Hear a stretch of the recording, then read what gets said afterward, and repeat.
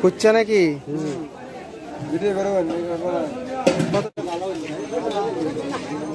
বিসমিল্লাহির রহমানির রহিম। বন্ধুরা, স্বাগত জানাচ্ছি ময়মনসিংহ জেলার ধোবাউড়া উপজেলার ঘোষগাঁও বাজার থেকে। বন্ধুরা, এখন আমি যে বাজারে আছি সেই বাজারটির নাম হচ্ছে ঘোষগাঁও বাজার। ধোবাউড়া উপজেলার মধ্যে বিখ্যাত কয়েকটি বাজার রয়েছে, তার মধ্যে হচ্ছে ঘোষগাঁও বাজার, কলসিন্দুর বাজার, মুন্সিরহাট বাজার, গোয়াতলা বাজার, ধোবাউড়া সদর বাজার। তাদের মধ্যে ঘোষগাঁও বাজার হচ্ছে অন্যতম একটি বিখ্যাত বাজার। এই বাজারটি অনেক পুরাতন বাজার। এখন আমি যে বাজারে আছি সেই বাজারটি হচ্ছে ঘোষগাঁও নতুন বাজার, তার পাশেই হচ্ছে ঘোষগাঁও পুরাতন বাজার। ঘোষগাঁও পুরাতন বাজারের ভিডিও আমার চ্যানেলে অনেক আগে দেওয়া আছে। ঘোষগাঁও পুরাতন বাজারটি হচ্ছে ঘোষগাঁও নতুন বাজার থেকে উত্তর পশ্চিম দিকে অবস্থিত, নেতাই নদীর পাড়ে। বন্ধুরা, ঘোষগাঁও যে বড় মসজিদ আছে, বড় মসজিদের পাশেই হচ্ছে ঘোষগাঁও পুরাতন বাজার। নেতাই নদীর ভাঙনের কারণে ঘোষগাঁও পুরাতন বাজার ভেঙে ঘোষগাঁও পুরাতন বাজার থেকে দক্ষিণ দিকে 300 গজ দক্ষিণ দিকে চলে এসেছে। ঘোষগাঁও নতুন বাজারের যে নকশা অঙ্কনকারী উনি হচ্ছে আমার আব্বা মোহাম্মদ আব্দুল মান্নান, এবং ঘোষগাঁও নতুন বাজার যখন তৈরি হয় তখন আমার আব্বা কেশিয়ার ছিলেন। বন্ধুরা, এই বাজারের আশেপাশে প্রচুর পরিমাণে গারো এবং হাজং আদিবাসী আছে। এই জন্য এই বাজারে আপনারা দেখতে পাবেন প্রচুর পরিমাণে গারো আদিবাসী মহিলা এবং হাজং আদিবাসী মহিলারা বাজার করতে আসছে। বন্ধুরা, দেখতে পাচ্ছেন এটা হচ্ছে ঘোষগাঁও নতুন বাজার তরকারি মল। গ্রামের মানুষজন এখানে প্রচুর পরিমাণে তরি তরকারি কিনতে আসছে। বন্ধুরা, ভিডিওতে যে লোকটিকে দেখতে পাচ্ছেন উনি হচ্ছে লিটন, ওনার নাম। উনি আমার মামা হয়। ছোট সময় উনি আমাকে স্কুলে নিয়ে যেত, আমাদের বাড়িতে থাকতো। এখন উনি তরকারির দোকান করে। বন্ধুরা, আমি এখন আছি ঘোষগাঁও নতুন বাজার তরকারি মল। বন্ধুরা, দেখতে পাচ্ছেন গ্রামের মানুষজন হাটবারে বাজারে বাজার করতে আসে।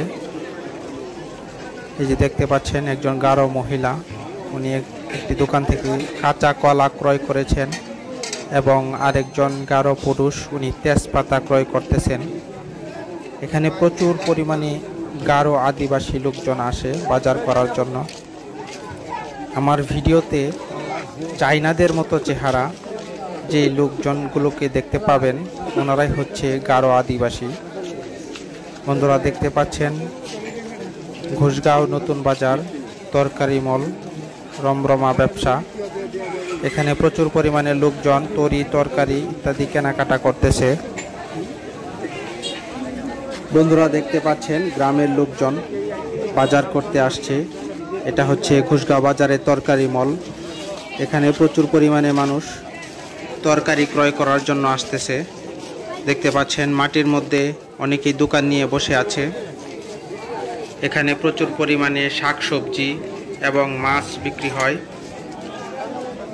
বন্ধুরা, ঘোষগাঁও বাজারটি হচ্ছে গারো আদিবাসী এবং হাজং আদিবাসী এবং মুসলিম হিন্দু সবাই একত্রে এই বাজারে বাজার করে। এই বাজারে যারা সবজি ব্যবসায়ী আছে তাদের মধ্যে অনেকেই হচ্ছে মুসলিম, কিন্তু যারা ক্রয় করতেছে এদের মধ্যে হিন্দু, মুসলিম, হাজং সব ধরনের ধর্মের লোকই রয়েছে। বন্ধুরা, দেখতে পাচ্ছেন একটি দোকান থেকে কয়েকজন মহিলা এবং কয়েকজন পুরুষ বাজার করতেছে। এদের মধ্যে যে মহিলাগুলো দেখতে পাচ্ছেন এরা হচ্ছে গারো আদিবাসী। ঘোষগাঁও বাজারের পাশে যে গ্রামগুলো আছে, ভালুকাপাড়া গ্রাম, রায়পুর গ্রাম, লাঙ্গলজোড়া গ্রাম, দক্ষিণ মাইজপাড়া ইউনিয়নে গানই গ্রাম, তারপরে এদিকে হচ্ছে ভুইয়াপাড়া গ্রাম। এই গ্রামগুলোতে প্রচুর পরিমাণে গারো আদিবাসীদের বসবাস রয়েছে। বন্ধুরা, দেখতে পাচ্ছেন যে মহিলাগুলো শাক কিনতেছে, তারা হচ্ছে গারো আদিবাসী মহিলা। বিশেষ করে বাজারে বয়স্ক মহিলা যারা আসে, মধ্যবয়স্ক মহিলা, তারাই বাজার করতে আসে। বন্ধুরা, এখন যে দোকানটি দেখতে পাচ্ছেন এই দোকানটি হচ্ছে আমাদের গ্রামের ভাষায়, ময়মনসিংহ অঞ্চলের ভাষায় এটাকে বলে গুলগুলিয়া। এটা আটা দিয়ে তৈরি করা হয়। আটা দিয়ে গুল গুল করে তেলের মধ্যে ভেজে যে পিঠার মতো তৈরি করা হয় এটাকে বলা হয় গুলগুলিয়া। এখন দেখতে পাচ্ছেন লাল জিলাপি, এটা হচ্ছে গুড়ের জিলাপি, আর এগুলা হচ্ছে ডালের বড়া। বন্ধুরা, ঘুষগাঁও পুরাতন বাজারেও এই দোকানটি ছিল, এখন বর্তমানে ঘুষগাঁও নতুন বাজারেও এই দোকানটি এখনও রয়েছে। ঘুষগাঁও পুরাতন বাজারে এই ধরনের গুলগুলিয়া, ডালের বড়া এবং জিলাপির দোকান অনেকগুলা ছিল, কিন্তু কালের বিবর্তনে এই জিনিসগুলো এখন কম চলে। এই জন্য ঘুষগাঁও নতুন বাজারে একটি দোকান দেখতে পাচ্ছি। বন্ধুরা, দেখতে পাচ্ছেন এখানে বড় বড় তেলাপিয়া মাছ উঠেছে, তার পাশে হচ্ছে ট্যাংরা মাছ। আর উনি হচ্ছে আবু তাহের ভাই, আবু তাহের পালোয়ান। উনি আমার নানার বাড়ির পাশেই, সম্পর্কে নানা হয়। দেখতে পাচ্ছেন পাঙ্গাস মাছ ঘুষগাঁও বাজারে, শিং মাছ, একজন লোক পাঙ্গাস মাছ কিনে নিয়ে যাচ্ছে। আর দেখতে পাচ্ছেন একটি তরি তরকারি দোকান, পেঁয়াজ রসুনের দোকান। বন্ধুরা, ধীরে ধীরে আমি অন্য আরেকটি গলিতে যাচ্ছি বাজারের এই গলিতে হাঁটতে হাঁটতে সামনের দিকে এগোচ্ছি। বন্ধুরা, দেখতে পাচ্ছেন বিভিন্ন ধরনের ক্রেতারা মনোহারি দোকান, পেঁয়াজ রসুনের দোকান থেকে বিভিন্ন ধরনের পণ্য ক্রয় করতেছেন। গ্রামের মানুষজন মূলত হাটবারেই বেশি বাজার করেন। আজকে হচ্ছে হাটবার, শুক্রবার দিন এবং সোমবার দিন হচ্ছে ঘুষগাঁও বাজার। কুচ্চা নাকি এই বন্ধুরা দেখতে পাচ্ছেন কুচ্চা, এগুলা কত টাকা কেজি? কুচ্চা মাত্র 20 টাকা, 220 টাকা, 220 টাকা কেজি না?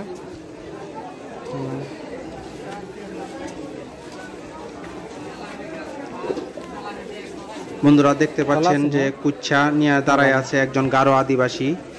এখানে কুচ্চা বিক্রি করা হয় এবং কুচ্চা অনেকে কিনে। এগুলাকে রাজশাহীতে বলে কুচে মাছ। আর এখন দেখতে পাচ্ছেন এটা হচ্ছে শুটকি মল, ঘুষগাঁও বাজারের শুটকি মল। বন্ধুরা, দেখতে পাচ্ছেন এখানে কয়েকজন শুটকি ব্যবসায়ী, তারা বিভিন্ন ধরনের শুটকি যেমন ইলিশ, লইট্টা, তারপর চান্দা, বিভিন্ন ধরনের সামুদ্রিক শুটকি নিয়ে বসে আছে। রিটা শুটকি। ঘুষগাঁও বাজারে বিখ্যাত আরেকটি দোকান, এটি হচ্ছে চাউলের দোকান। এই ধরনের অনেক চাউলের দোকান ছিল ঘুষগাঁও বাজারে, কিন্তু বর্তমানে এগুলা দেখা যায় নাই বললে চলে। বন্ধুরা, দেখতে পাচ্ছেন পানের দোকান, ঘুষগাঁও বাজারে পান মল এটা, এখানে পান বিক্রি করা হয়। আর এখন যে আমার ভিডিওতে ঘরটি দেখতে পাচ্ছেন এটি হচ্ছে টিএস খানের ঘর। যারা 90-এর দশকে ঘুষগাঁও বাজারে কেনাকাটা করেছেন তারা টিএস খানকে চিনবেন। একটা টিএস খানের ছোট টং দোকান ছিল, এখানে ছোট বাচ্চাদের বিভিন্ন ধরনের খেলনা বিক্রি করত। এটা হচ্ছে সেই টিএস খানের দোকান। বন্ধুরা, দেখতে পাচ্ছেন একজন চাচা পান বিক্রি করতেছে, পান কিনতেছে। আর এগুলো হচ্ছে মাটিতে বসে দেখেন জুতা বিক্রি করতেছে। এই ধরনের দোকান ভবিষ্যতে থাকবে না। দেখতে পাচ্ছেন মাটিতে বসে বাহিরে জুতা বিক্রি করতেছে। আগে এক সময় ঘুষগাঁও বাজারে শুধু মারফতের দোকানেই ঘরে জুতা বিক্রি হতো। বন্ধুরা, দেখতে পাচ্ছেন এটা হচ্ছে কামারশালা, এখানে কামার কাজ করতেছে, দা, কাঁচি এগুলো তৈরি করতেছে। বন্ধুরা, এখন দেখতে পাচ্ছেন কাপড়ের দোকান, এগুলো হচ্ছে বাহিরে চালিঘর, বাহিরে শুধু বাজারের দিন বসে কাপড় নিয়া শাড়ি, লুঙ্গি, গামছা, বিভিন্ন ধরনের নিম্নবিত্ত মানুষের জন্য অনেক ধরনের পোশাক এখানে পাওয়া যায় কম দামে।